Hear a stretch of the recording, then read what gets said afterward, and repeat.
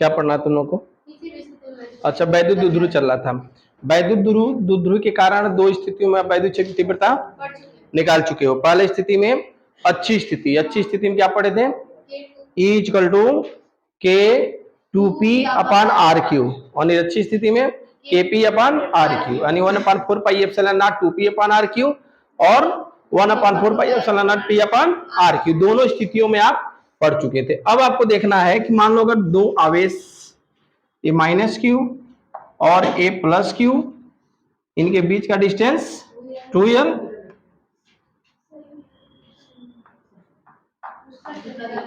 ये डिस्टेंस कितना है? 2l है। अब हमको निकालना है कि इसके मिड पॉइंट ओ से थीटा एंगल पे, कहां पे? क्योंकि पहले इसके पहले क्या निकाल चुके हो? एक्स अक्ष में नहीं, अच्छी में, और दूसरा परपेंडिकुलर। तो अब इधर हो सकता है, इधर भी हो सकता है, इधर हो सकता है, कहीं भी हो सकता है। तो चेंज क्या होगा? थीटा। क्या चेंज होगा?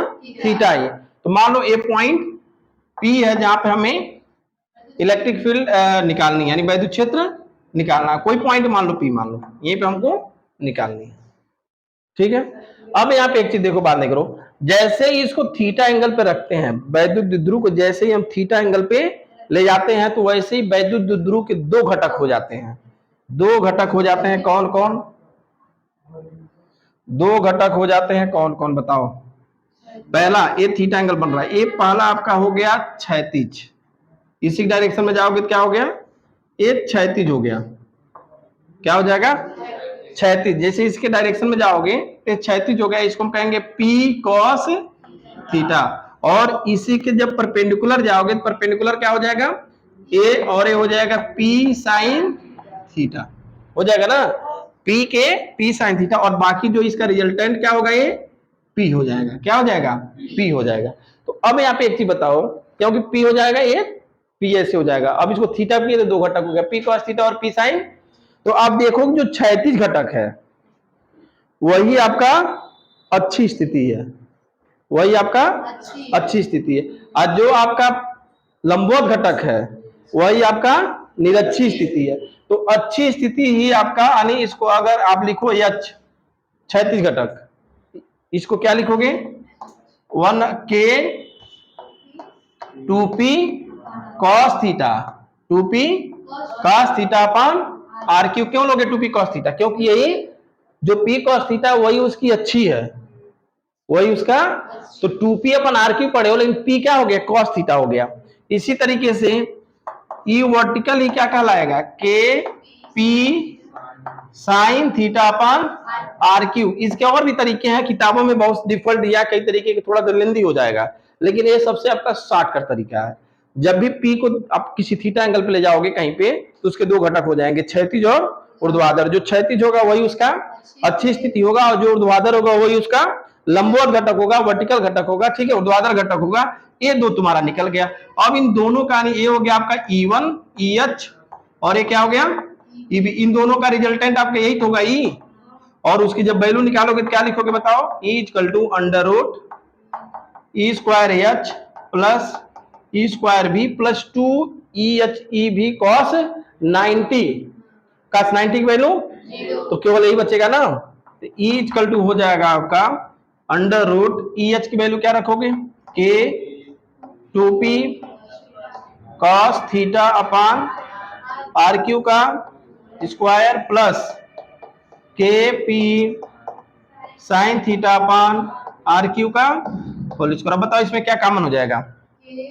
के P upon R Q, K P upon R Q आपका कॉमन हो जाएगा। तो ई नेट क्या लिखोगे? K P upon R Q common हो गया। यहाँ क्या बचा बताओ? क्या बचा? 2 कॉस थीटा का स्क्वायर अंडर रूट होगा ना ये। चलो यहाँ पे जगह नहीं होगा, यहाँ लिख देता हूँ। ई नेट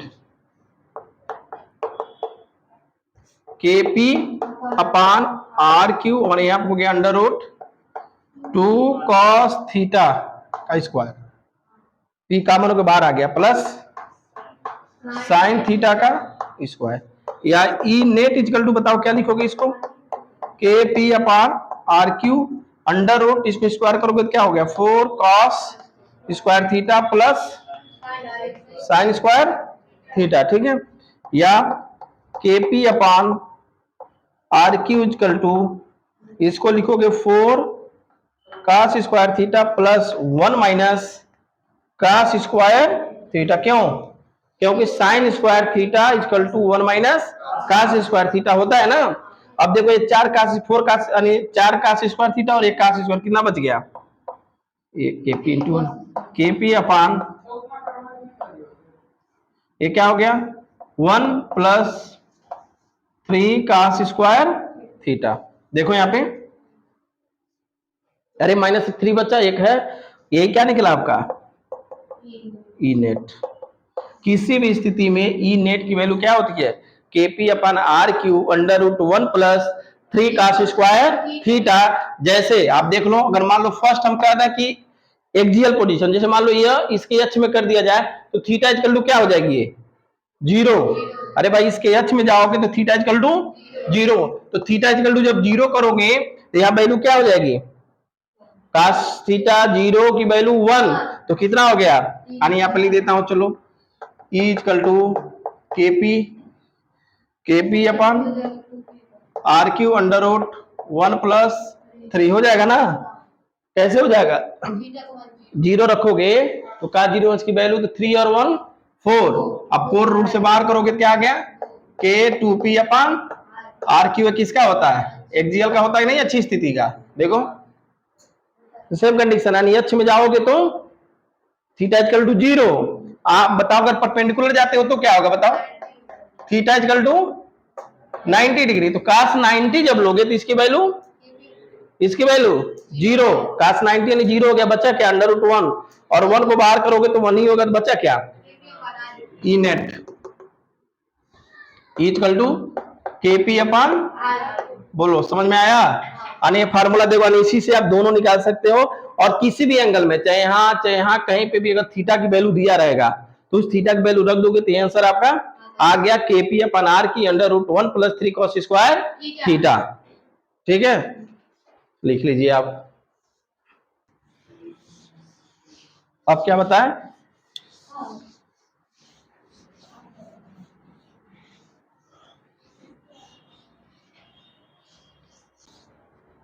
काटना नहीं, अभी क्यों चेंज करना है? जैसे मान लो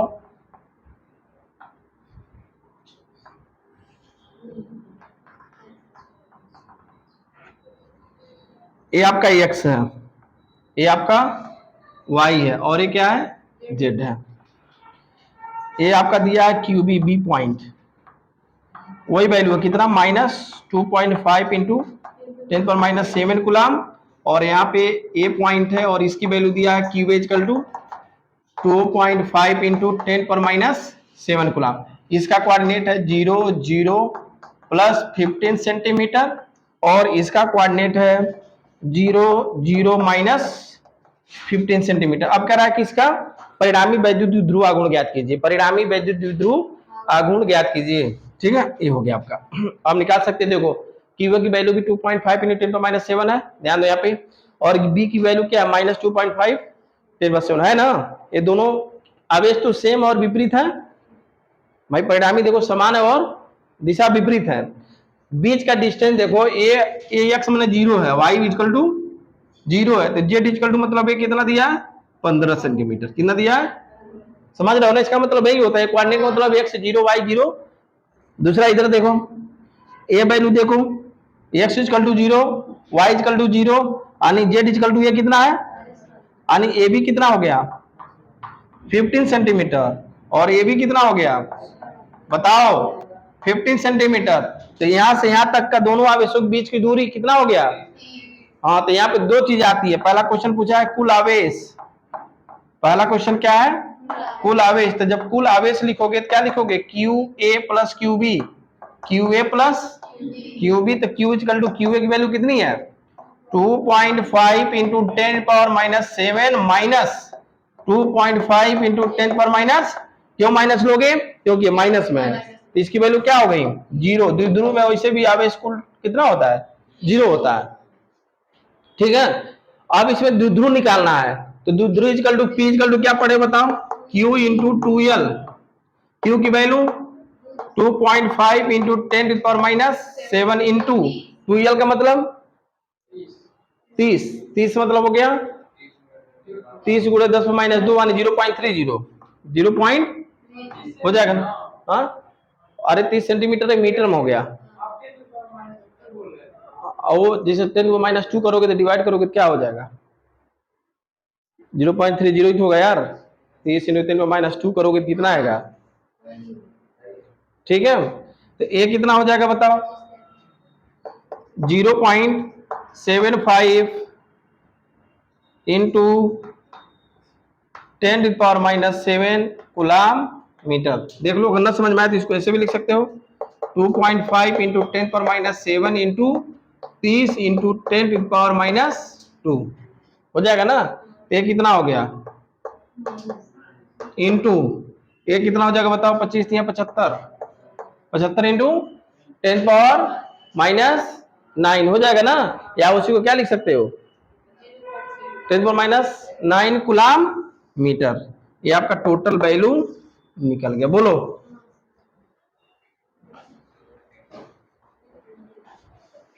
कितना आसान है, देखो इतने में आंसर आ गया 2 लाइन में। मेथड केवल जानना कि ये होता है, ऐसे क्वेश्चन देता है छोटे छोटे एग्जाम में, कॉम्पिटिटिव एग्जामिनेशन में।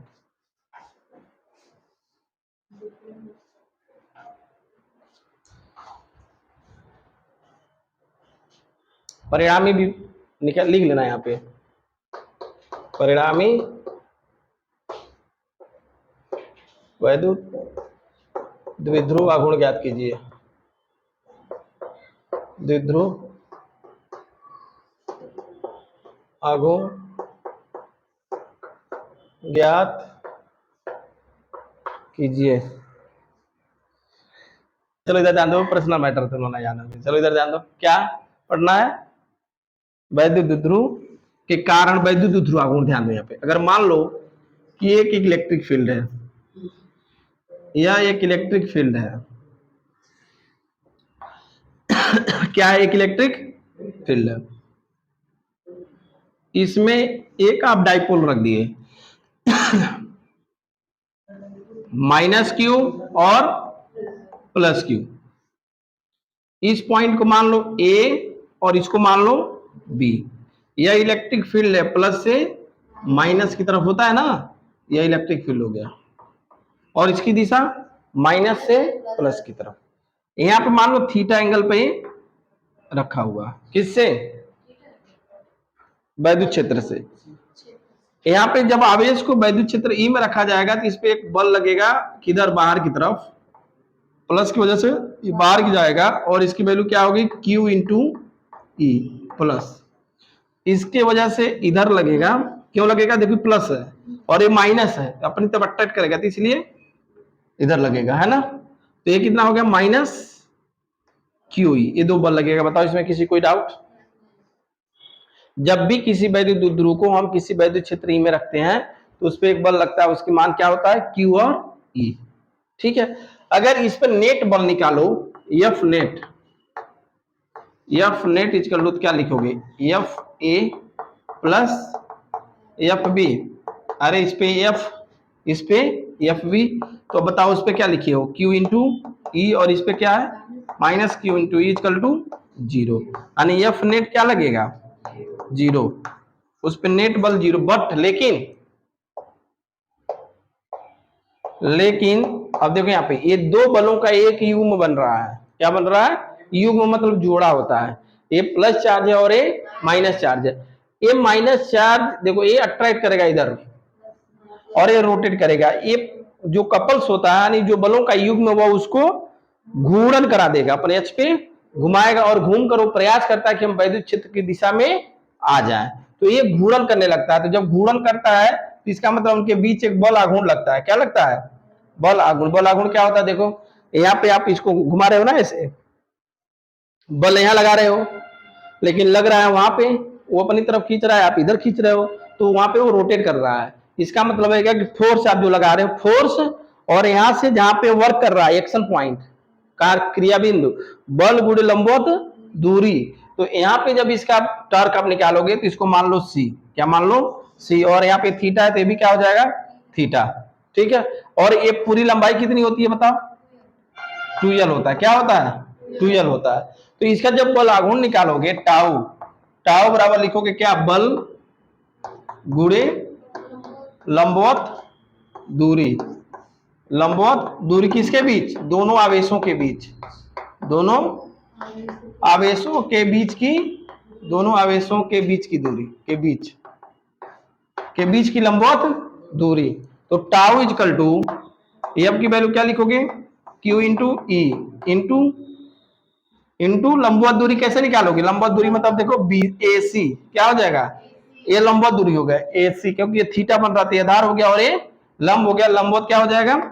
ए सी। अब ए सी की वैल्यू कैसे निकालोगे? लिखो यहाँ पे त्रिभुज ए बी सी में, ए बी सी में sine theta, sine theta equal to क्या हो गया? लंब बटे कर्ण। लंब क्या है? ए सी अपान कर्ण का लंबाई कितनी है? 2l। तो ए सी इजकल टू क्या निकल गया? 2l sine theta. ए वैल्यू यहीं पे रख दो तो टाउ इजकल टू क्या मिल गया? Q E into 2l sine theta, या टाउ इजकल टू क्या हो जाएगा बताओ? हाँ, इसको लिख सकते हो E into 2ql sine theta, या टाउ इजकल टू 2ql को लिख दोगे पी ई साइन थीटा। ये आपका क्या होता है? बल आघूर्ण। Tau equal to P sine theta. अब यहाँ पे फर्स्ट नोट में लिखोगे अगर थीटा इजकल टू क्या मान लो? 0 अंश। थीटा इजकल टू 0 अंश मतलब वैद्युत क्षेत्र की दिशा में है, वैद्युत क्षेत्र की, यानी माइनस भी इधर है और प्लस इधर है। तो थीटा इजकल टू 0, तो टाउ इजकल टू क्या हो गया? 0, क्योंकि साइन 0 अंश की वैल्यू 0, ए मिनिमम। इसी तरीके से सेकेंड, सेकेंड क्या हो जाएगा बताओ? थीटा इजकल टू 90 डिग्री, तो टाउ मैक्सिमम हो जाएगा। क्या हो जाएगा? मैक्सिमम। और इसकी वैल्यू क्या हो गई? पीई। अगर इसको इलेक्ट्रिक फील्ड और इसमें एक अपोजिट रखा जाए, यानी थीटा इजकल टू 180, तो भी क्या होगा? 0। थीटा इजकल टू अगर 180 अंश रख रहे हो तो भी tau equal to a minimum होता है। क्या हो गया? 0। ठीक है। अब यहाँ पे एच निकल गई, समझ गए? अब इसी को कभी सदिश रूप में पूछ देता है। किस रूप में? सदिश रूप में। सदिश रूप में लिखने के लिए ऐसे ध्यान दो, देखो ए मान लो आपका इलेक्ट्रिक फील्ड ई है। क्या है? ई। ए क्या है आपका? देखो देखो प्लस माइनस है और ए प्लस है, तो माइनस से प्लस की तरफ ये आपका क्या हो गया? डायरेक्शन। और रोटेट किधर करेगा? ऐसे। ये हो गया थीटा। तो जब सदिश रूप में लिखोगे तो इसकी वैल्यू हो जाएगी टाउ इंटू पी से ई की तरफ, यानी पी क्रॉस ई। और पी क्रॉस ई को हम क्या कहते हैं? P sine theta. क्यों? क्योंकि आप पढ़े हो vector A cross vector B equal to A B sine theta.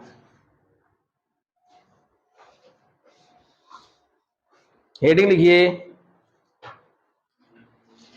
वैद्युत द्विध्रुव पर लगने वाले बल आघूर्ण। वैद्युत द्विध्रुव पर लगने वाले बल आघूर्ण, या एक समान वैद्युत क्षेत्र में रखे वैद्युत द्विध्रुव पर लगने वाला बल आघूर्ण। बात है की हुआ, लिखो वैद्युत द्विध्रुव पर लगने वाले बल आघूर्ण।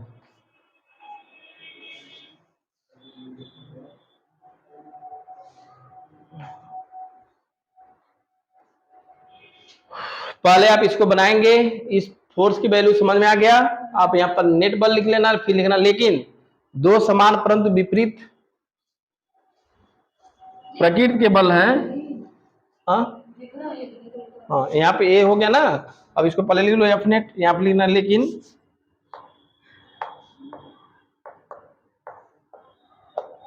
दो बराबर परंतु विपरीत प्रकृति के बल दो अलग अलग बिंदुओं पर कार्य कर रहे हैं। दो अलग अलग बिंदुओं पर कार्य कर रहे हैं।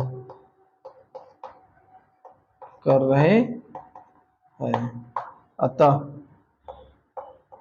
ये बलयुग्म बनाते हैं।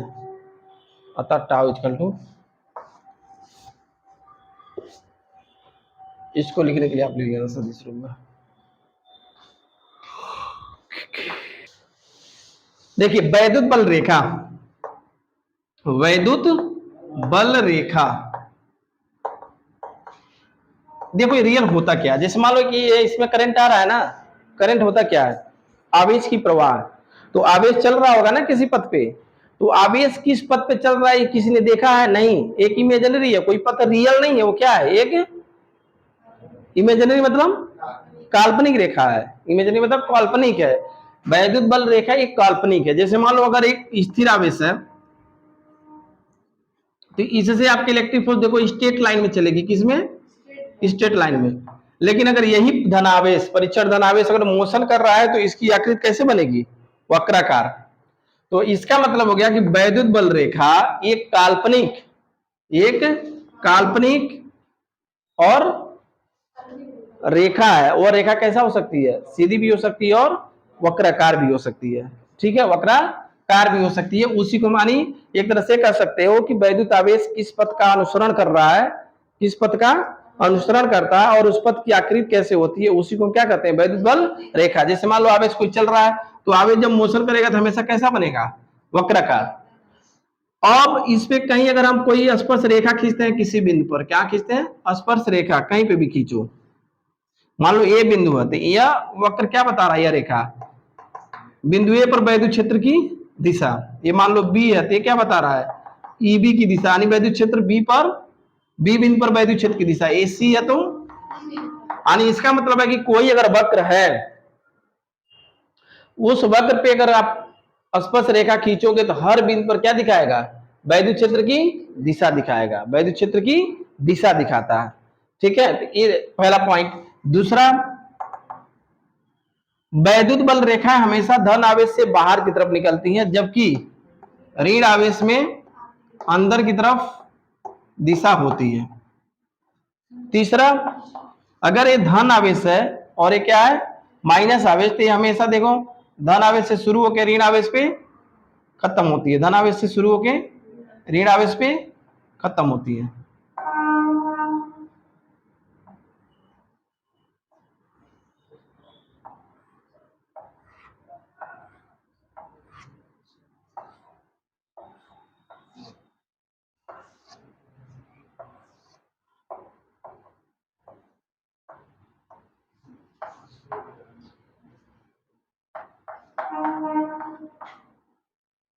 ठीक है, देखो यहाँ पे धन आवेश से शुरू होकर ऋण आवेश पे आके खत्म होती है वैद्युत बल रेखा। ठीक है। तीसरा, अगर ये वैद्युत बल रेखा मान लो ऐसे निकल रही है, वैद्युत बल रेखा ये निकल रही है, ये मान लो एक एरिया ये हो गया, एक एरिया आपका ये हो गया, दूसरा एरिया मान लो ये हो गया, ये मान लो ए, ये मान लो बी, ये मान लो सी। और क्वेश्चन में हम दे दें, बताओ कि कौन सा ऑप्शन सही है, E is greater than E B is greater than E C, या ई सी ई बी या ई ए, कौन सा ऑप्शन सही होगा इसमें? पहला ऑप्शन क्यों सही होगा? मतलब ये हो गया कि जहां पे वैद्युत बल रेखाओं की घनत्व अधिक होगा, घनत्व मतलब देखो 1 2 3 4 5 यहाँ पे भी है, 1 2 3 4 5 यहाँ पे भी है, लेकिन यहाँ का एरिया ज्यादा है और यहाँ के एरिया, तो कम एरिया में वैद्युत बल रेखाओं की संख्या उतना ही है, लेकिन उसको क्या कहेंगे, वहां पे घनत्व अधिक है, वैद्युत बल रेखाओं का घनत्व और यहाँ पे घनत्व इससे, तो इसलिए वैद्युत क्षेत्र तीव्रता सबसे अधिक कहाँ होगी, ए बिंदु पर। ठीक है, नेक्स्ट, इसको केवल आप नेक्स्ट देखिए फोर्थ, अगर ये मान लो प्लस क्यू है या माइनस है, दोनों मान लो प्लस है, दोनों प्लस है, तो अब यहाँ पे देखो एक चीज, एक कभी एक धन आवेश से भी हम बताएं हमेशा किधर निकलेगा, बाहर की तरफ, धन आवेश से बाहर की तरफ निकलेगा, किधर निकलेगा, बाहर की तरफ निकलेगा, ये बाहर निकलेगा। ऐसे ही इसमें भी बाहर निकलेगा, इसमें भी बाहर निकलेगा।